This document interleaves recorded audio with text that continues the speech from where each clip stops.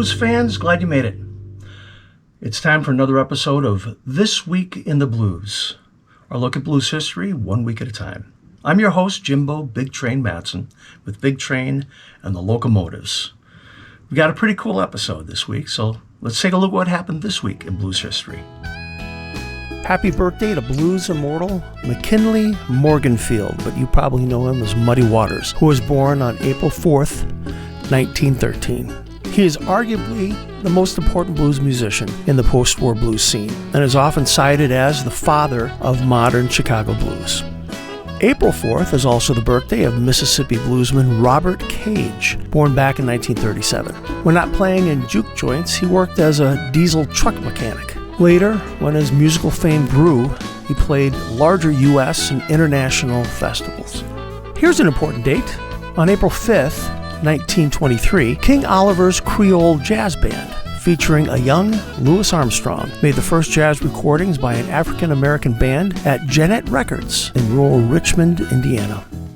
On April 6th, in 1939, it marks the birth date of blues guitarist and singer Beverly Guitar Watkins. She was one hell of a guitar player. One writer described her as a pyrotechnic guitar maven with searing, ballistic attacks on the guitar. In 1998, along with Coco Taylor and Rory Block, she was part of the all-star Women in Blues Hot Mamas tour.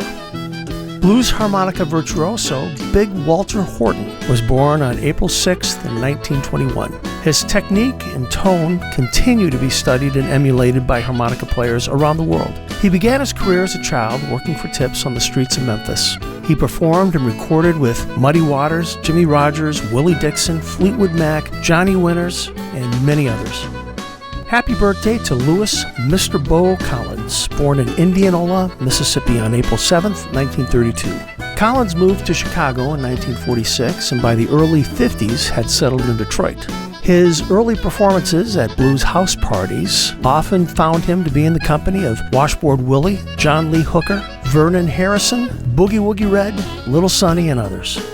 On April 8th, blues slide guitarist and singer Lil Ed Williams was born in 1955 in the Windy City of Chicago. With his backing band, the Blues Imperials, they have appeared multiple times at the Chicago Blues Festival and at festivals and clubs around the world, and I've been lucky enough to see him perform live twice so far.